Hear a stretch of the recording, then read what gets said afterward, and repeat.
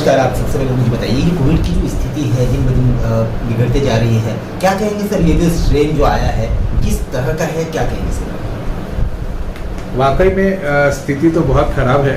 ये जो नया स्ट्रेन आया है कोविड वायरस का, ये अपने आप में बहुत ख़राब स्ट्रेन है।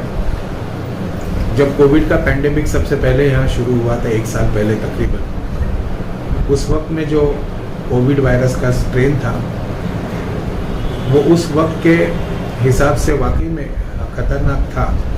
और अब जो म्यूटेशन हुआ है चीन में और अब जो स्ट्रेन आया है वो स्ट्रेन उससे भी ज़्यादा खतरनाक है। उस वक्त जो कोविड के सिम्टम्स आते थे और अभी जो कोविड वायरस से इन्फेक्ट हुए आदमी को सिम्टम्स आते हैं, ये सिम्टम्स में भी बहुत बड़ा बदलाव है। शुरुआत में जब कोविड इन्फेक्शन शुरू हुआ उस वक्त किसी को भी नहीं पता था, डॉक्टरों को भी नहीं पता था कि ये किस तरह से बिहेव करेगा, कौन सी ट्रीटमेंट इसमें लागू होगी, पेशेंट किस तरह से आउटकम देगा, ये किसी को भी नहीं पता था। लेकिन धीरे धीरे जैसे जैसे वक्त जाने लगा उसकी सिम्टोमेटोलॉजी पता चल गई, उसका बिहेवियर का पैटर्न पता चल गया, उसके ऊपर दवाइयाँ भी कुछ काम करने लगी तो वो दवाइयों का भी प्रोटोकॉल फिक्स हो गया और धीरे धीरे पेशेंट की रिकवरी भी बढ़ते गई। तो वही पैटर्न हम सारे डॉक्टरों को पता है कि कोविड इन्फेक्शन जब भी होता है तब सबसे पहले थोड़ा सा बुखार आएगा, सर्दी होगी, सर्दी के बाद गले में कुछ खराश होगी, उसके बाद खांसी होगी, ये सारा उसका सेट पैटर्न था। लेकिन अब जो कोविड स्ट्रेन आया है ये किसी भी प्रकार से आता है। ज़रूरी नहीं है कि ये शुरुआत सर्दी से होगी या गले में खराश से होगी या बुखार से होगी।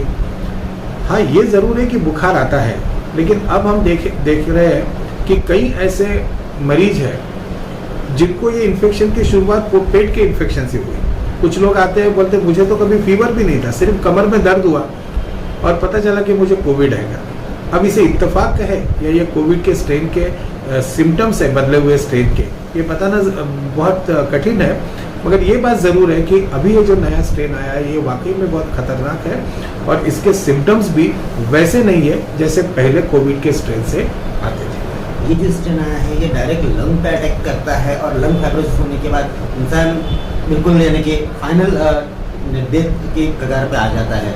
क्या ये डायरेक्ट लंग्स में जाने का तो कोई जरिया ही नहीं है। जब भी कोई ऑर्गेनिज्म, कोई जीवाणु शरीर में घुसता है एक पर्टिकुलर ऑर्गन में, तो जाने के रास्ते होते हैं। तो ये तो सबसे पहले तो नाक से ही जाएगा। इसकी एफिनिटी है लंग्स के लिए।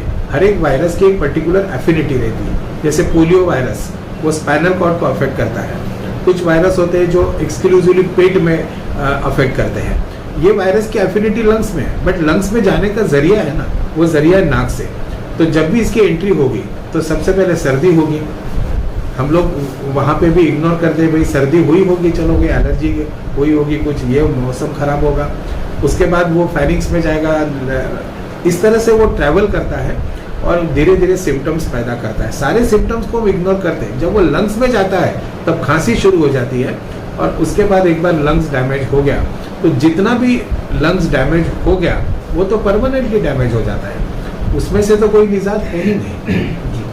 हम अगर बात करें अपने हॉस्पिटल की, यहाँ पे आपके ऑर्थोपेडिक बहुत बड़ा आपने यूनिट बनाया रखा है और यहाँ पे भी कोविड के भी इलाज चल रहे हैं जो ऑर्थोपेडिक रिलेटेड कोविड है। तो किस तरह की सेवाएं चौधरी हॉस्पिटल में आपके द्वारा दी जा रही है? देखिए, हमारे पास दोनों भी किस्म के मरीज आ रहे हैं। हमारे यहाँ पे प्योर ऑर्थोपेडिक्स ये भी मरीज आ रहे हैं और वो मरीज भी आ रहे हैं जिनको ऑर्थोपेडिक प्रॉब्लम है, फ्रैक्चर्स है, बट साइमल्टेनियसली वो कोविड से भी ग्रस्त है।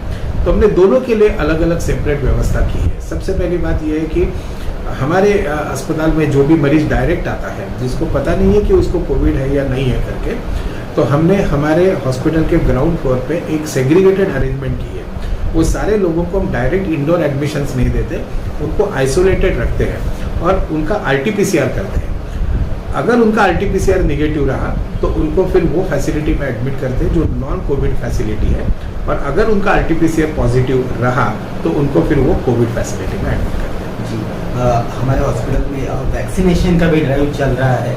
वैक्सीनेशन के बारे में क्या कहते हैं? वैक्सीनेशन का ऐसा है कि वैक्सीनेशन के लिए हमने तो वॉलंटरीली हमारे हॉस्पिटल को उसमें इनरोल किया है, क्योंकि एक बहुत बड़ी अपॉर्चुनिटी है समाज की सेवा करने के लिए। वैक्सीनेशन का ज़रूर फायदा होगा, बिकॉज वैक्सीनेशन लेने से हम ये नहीं कह सकते कि उसके बाद में कोविड इन्फेक्शन से वो कभी ग्रस्त नहीं होगा। कोविड इन्फेक्शन फिर भी हो सकता है, मगर जो सीरियस कॉम्प्लिकेशंस है, जैसे मौत हो रही है, डेथ्स हो रही है, लंग का फाइब्रोसिस हो रहा है, उस लेवल तक के वो इन्फेक्शन नहीं जाएगा और एक पर्टिकुलर टाइप की इम्यूनिटी ज़रूर मिलेगी, और वो इम्यूनिटी के तहत कोविड के साथ लड़ने की एक बहुत अच्छी क्षमता हमारे शरीर में पैदा होती है वैक्सीनेशन से। एक चीज़ और देखी जा रही है कि कोविड सभी तरफ होने की वजह से जो सामान्य भी इंसान है, जो नॉन कोविड पेशेंट है, वो ज़्यादातर तो हॉस्पिटल में आने से हिचकिचा रहा है। तो ऐसे जो नॉन कोविड पेशेंट है, जो ट्रीटमेंट कराना तो चाहते हैं लेकिन कोरोना से भी डर रहे हैं और हॉस्पिटल नहीं आ रहे, ऐसे लोगों को क्या संदेश आप चैनल के माध्यम से देंगे? नहीं, मैं तो ये कहूँगा कि देखिए, मतलब वो मरीज को खुद को मालूम है कि उसका प्रॉब्लम कितना सीरियस है। अगर प्रॉब्लम सीरियस है, उसको लगता है कि इसमें तुरंत इलाज होना चाहिए, तो उसको तो जाना ही पड़ेगा। उसको पर्याय क्या है, उसको विकल्प नहीं है। और कुछ बीमारियां ऐसी रहती है कि जिसमें इलेक्टिव ट्रीटमेंट होती है, मतलब ट्रीटमेंट आज लिए क्या, कल लिए क्या, परसों लिए क्या, कोई फर्क नहीं पड़ता। तो वो लोग ज़रूर रुके। वो लोग क्यों अननेसेसरीली आए? क्योंकि आने के बाद में जिस शहर के अंदर में कोविड का इतना बड़ा कहर पैदा हुआ है, तो उस शहर में आने से कौन आदमी कोविड से ग्रस्त है, किसके संपर्क में तुम आ रहे हो, ये तो किसी को भी नहीं पता। इसलिए बेवजह कोविड का इन्फेक्शन इनवाइट करने से बेहतर है कि वो घर में रुके, और जब पूरा का पूरा ये कहर चला जाएगा उसके बाद में अपना इलाज शुरू करें। जनता को कोरोना को लेकर क्या एक संदेश आप देंगे? मैं यही संदेश दूंगा कि देखिए, हमको फाइट करना है, लोगों को फाइट करना है। सिस्टम और एडमिनिस्ट्रेशन को दोष देना ये बिल्कुल गलत बात है। सिस्टम अपना काम कर रहा है, doctors, health care workers, administrations, जितना भी एडमिनिस्ट्रेशन है वो रात दिन इसको टैकल करने के लिए काम कर रहा है। जैसे सेकेंड वर्ल्ड वार में जो स्थिति थी, उसी तरह की स्थिति यहाँ पैदा हुई है। वो एक एटॉमिक वार था और ये बायोलॉजिकल वार है। तो ऐसे इसमें हर लोग बिल्कुल पूरी जान के साथ में काम पे लगे हुए हैं, मगर लोगों को भी तो अपनी जिम्मेदारी यहाँ समझनी चाहिए। कोविड से बचने के जो प्रिवेंटिव एस्पेक्ट्स है, जो निर्धारित कर दिए गए, और ये इस तरह से निर्धारित नहीं किए कि किसी के मन में आ गया, किसी एडमिनिस्ट्रेटर के मन में आ गया कि नहीं चलो भाई मास्क लगा दो, तो उसने बोल दिया कि मास्क कंपलसरी कर दो। ऐसा नहीं है। ये बहुत संशोधन के बाद इन्होंने ये स्टेप्स हमको लेने के लिए रिक्वेस्ट किया है। तो वो सारे स्टेप्स, मास्क लगाना, सोशल डिस्टेंसिंग करना, ये सारी चीज़ें का अगर हम अच्छे तरीके से पालन करते हैं तो मुझे ऐसा लगता है कि इसका प्रमाण बहुत